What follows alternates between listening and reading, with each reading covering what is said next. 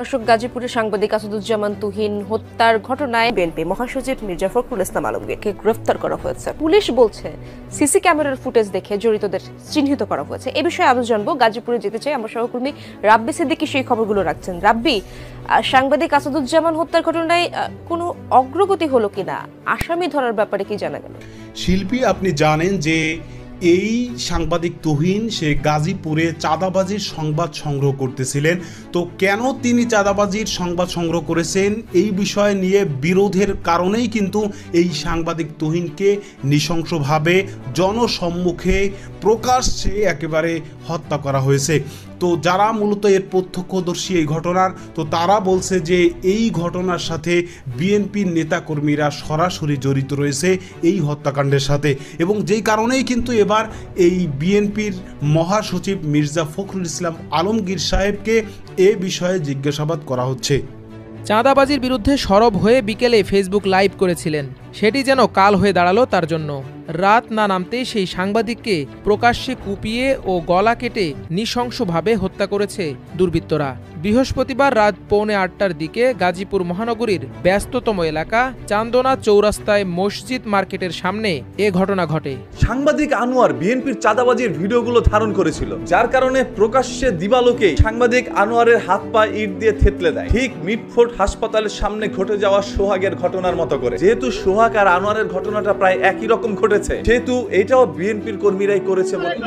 ওই ভাইয়াটা দৌড় দিয়ে দোকানে ঢুকছে, আর 5 জন ব্যক্তি রান্দাও চাপাতি আর চুরি নিয়ে মানে ওখানে 2-3টা কূপ দিছে। কূপ দেওয়ার পরে যে আমি বলছি, এই ভাই আস্তে আস্তে ভাই মাফ করে দেন, যারা হয়েছে না হয়েছে আমার কইতেছে মাত্র একটা কূপ মারবো, কূপ মাইরে একেবারে গার ফালাই দেবো। পরে আমি আমার মতন মানে ভয় পাইয়া আমি মনে করি নিচে মানে চাঁদাবাজির সংবাদ সংগ্রহ করার কারণেই একজন সাংবাদিককে নির্মমভাবে প্রকাশ্যে হত্যা করে ফেলা হয়েছে। তাহলে সেখানে সাধারণ জনগণ নিরাপদে কিভাবে জীবনযাপন করবে এদেশে?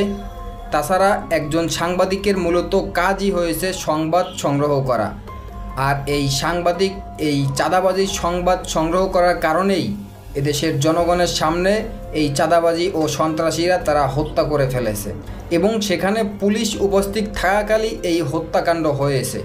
তাহলে তাদের সাথে আলাদা একটা ক্ষমতা থাকে এবং তাদের সাথে অস্ত্র থাকে, তাহলে তখন তারা অ্যাকশন নিল না কেন তখনই? সুতরাং পুলিশ বলেন আর জনগণ বলেন, তাদের সামনেই এই হত্যাকাণ্ড হয়েছে। এই কারণেই এদেশের জনগণ আবারও সর্বস্তরের জায়গা থেকে ঝাঁপিয়ে পড়েছে রাজপথে, এই বলে এই সাংবাদিককে যেই সব চাঁদাবাজিরা হত্যা করেছে তাদের সর্বোচ্চ শাস্তির দাবি করেছেন, এবং এই চাঁদাবাজি ও সন্ত্রাসীদের পিছনে যেই সব নেতারা আছে তাদের মুখোমুখি হতে হবে। এই কারণেই ইতিমধ্যে এই চাঁদাবাজিদের পিছনে যেই সব বিএনপি নেতারা আছেন তাদেরকে গ্রেফতার করেছে। সে বিষয়ে দেখেছেন ভিডিও শুরুতে কিছু অংশ, এবার দেখবেন সম্পূর্ণ ভিডিওর বিস্তারিত। তার আগে ভিডিও অন করে যারা সাবস্ক্রাইব করেছেন তাদেরকে ধন্যবাদ, আর যারা এখনও সাবস্ক্রাইব করেন নাই তাদের কাছে অনুরোধ সাবস্ক্রাইব করে পাশে থাকা বেল আইকনটি বাজিয়ে দেবেন। তো দর্শক, চলুন এবার আমরা দেখব যে এই বিএনপি নেতাদেরকে গ্রেফতার করেছে এবং তারা চালচলন কিছু তথ্য ফাঁস করেছে। এর পূর্বে একটু দেখব যে সাংবাদিককে যেখানে হত্যা করা হয়েছে সেখানে প্রত্যক্ষদর্শী কি বলেন। আমরা এই বিষয়টা দেখে তারপর ওই বিষয়টা দেখব। ধৈর্য ধরে একটা লাইক দিয়ে সম্পূর্ণ ভিডিও দেখতে থাকুন।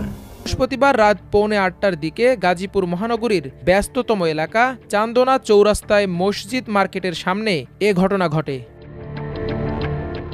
নিহত সাংবাদিকের নাম আসাদুজ্জামান তুহিন। তিনি দৈনিক প্রতিদিনের কাগজের গাজীপুর প্রতিনিধি ছিলেন। তার গ্রামের বাড়ি ময়মনসিংহের ফুলবাড়িয়া থানার ভাটিপাড়ায়। পরিবার নিয়ে গাজীপুর মহানগরীর চান্দনা চৌরাস্তা এলাকায় বসবাস করতেন। চান্দনা চৌরাস্তায় মসজিদ মার্কেটের সামনে একটি চায়ের দোকানে বসে চা পান করছিলেন। ঠিক সে সময় কয়েকজন দুর্বৃত্ত হঠাৎ এসে তাকে ঘিরে ধরে। আত্মরক্ষার্থে তুহিন দৌড়ে পাশেই মসজিদ মার্কেটের দোতলায় তার অফিসের নিচে চায়ের দোকানে আশ্রয় নেন। এ সময় দুর্বৃত্তরা তাকে ধারালো অস্ত্র দিয়ে উপর্যুপরি কোপাতে থাকে। এক পর্যায়ে প্রকাশ্যে গলা কেটে মৃত্যু নিশ্চিত করে তারা পালিয়ে যায়। ঘটনাস্থলেই তার মৃত্যু হয়। ভাই আমি দেখছি, আমি চা বানাইতেছি, পরে ওই ভাইয়াটা দৌড় দিয়ে দোকানে ঢুকছে, আর 5 জন ব্যক্তি রান্দাও চাপাতি আর চুরি নিয়ে মানে ওখানে 2-3টা কূপ দিছে। কূপ দেওয়ার পরে যে আমি বলছি, এই ভাই আস্তে আস্তে ভাই মাফ করে দেন, আমার কইতেছে মাত্র একটা কূপ মারবো, কূপ মাইরে একেবারে গার ফালাই দেবো। পরে আমি আমার মতন মানে ভয় পাইয়া আমি মনে করি নিচে মানে থমকাই গেছে আর কি। পরে কি হয়েছে ভাই আমি আর মনে করেন যে আমি আর 5 মিনিট পর্যন্ত গেলে ওই হ্যানি গেলে মানে বসে আসছিলাম, মানে পরে কি হয়েছে আমি আর কিছু কই যাতাম না বড় ভাই। সে ওই দিকে থেকে দৌড়ে আসছে আত্মরক্ষার জন্য, এখানে আইছে, এখানেও তার রেহাই পাইল না। আমরা এরকম বাংলাদেশ চাই না যে হইতেছে একজন মানুষ আপনার যে প্রকাশ্যে খুন করে চলে যায়। এই চৌরাস্তা মোড়ে এত এত মানুষের মাঝে যদি কুবাইতে হয়ে যায় তাহলে মানুষের তো জীবনের কোনো নিরাপত্তা নাই, যে কেউ যে কোনো জায়গায় কুবাইতে পারে। জানা যায় ঘটনার কয়েক ঘন্টা আগে বিকেলে তুহিন চান্দনা চৌরাস্তার ফুটপাত ও দোকানপাট থেকে অব্যাহত চাঁদাবাজির বিরুদ্ধে সরাসরি ফেসবুক লাইভে এসে কথা বলেন। এরপর সন্ধ্যার দিকে নিজের ফেসবুক প্রোফাইলে একটি ভিডিও পোস্ট করে লেখেন, যেমন খুশি তেমন রাস্তা পার হওয়ার দৃশ্য, গাজীপুর চৌরাস্তা।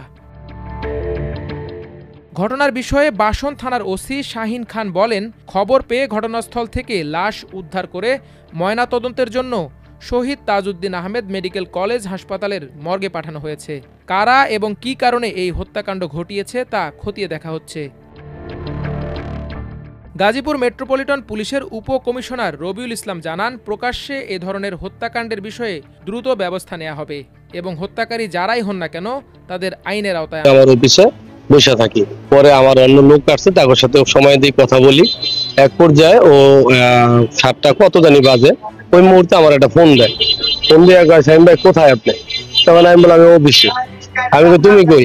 আমি অফিসে আছি, নামবেন নাকি? আমি কই হ, মোবাইলে চার্জ নাই, আমি চার্জ দিতেছি। এই কথা বলার পরে আমি বসে রয়েছি। কতক্ষণ পরেই প্রায় 10-15 মিনিট ও এর মধ্যে আমার অফিসে আসছে। আসার পরে এখান থেকে দুইজনে আবার 8টা বাজে গেছে। আমার স্টাফকে বললাম তুমি এক কাজ করো, অফিস বন্ধ করো, আমরা দুইজন বের হয়ে যাচ্ছি, তুমি বন্ধ করে আইসা বলো। এটা বলার পরে আমরা দুইজন নিচে নেমে আসি। আসার পরে এই রোড থেকে, ঢাকা রোড থেকে আমি জয়দেবপুর রোডের যে মাথাটা আছে, যে মোড়টা আর কি, ওখান থেকে যখন আমরা এদিকে ঘুরতেছি, এই মুহূর্তে একটু সামনে আগাইতেই যাইয়া একটা মহিলা আর একটা পুরুষ রোড মানে আমাদের ক্রস করছে, ওরা আসতেছে আর আমরা যাচ্ছি আর কি। এর ভিতরেই মসজিদ মাঠের গেট থেকে একটা লোক বের হয়েছে। তারা ওই ছেলেরা বলতেছে যে এই পাইছি এটা বইলাটা ধরতে গেছে।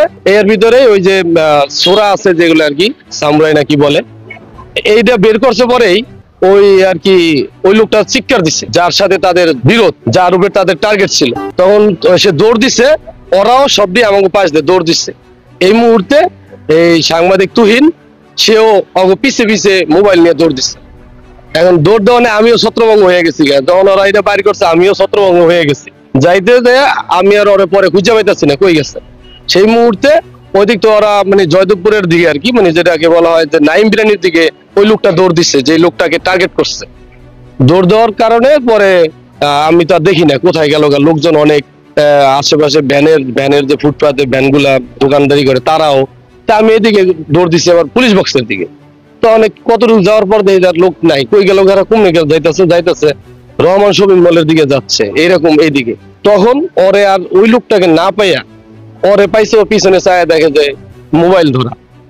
তখন আর কি ওরে মনে হয় কিছু করছে, এই কারণে দৌড় দিয়া ওই দোকানে ঢুকছে। আমি তো দেখি নাই, চায়ের দোকানটা রুহুলের, এই দোকানে ঢুকছে। পরে ওখানে যাইয়া ওরা ওখানে পরে কোপাইছে। এই কোপানের ইতে পরে পড়ে গেছে গা। পরে আমি আবার এদিক থেকে আইসা তখন দেখলাম যে এই অবস্থা দূর থেকে। তখন আমি থতমত খাইয়ে গেলাম যে ব্যাপারটা কি হইলো, কি হয়ে গেল। তৎনগত পুলিশ বক্সের সামনে আমি যাই যে পুলিশের গাড়ি থাকে এখানে, তো গাড়ি আছে কিনা। তখন আমি যাই যে গাড়ি নাই, কারে থেকে কারে ফোন দিব। সাথে সাথে আমি বাসন থানার ওসিকে ফোন করি যে ভাই আমার সাংবাদিক তুহিন দে এই কোপাইছে, আপনি টিম পাঠান তাড়াতাড়ি। এই কথা বলনে কোন জায়গায়, আমি চৌরাস্তা অফিসের নিচেই। এই কথা বললে আমি গাড়িটা দিচ্ছে, গাড়িটা সে সাথে সাথে পুলিশকে বলছে।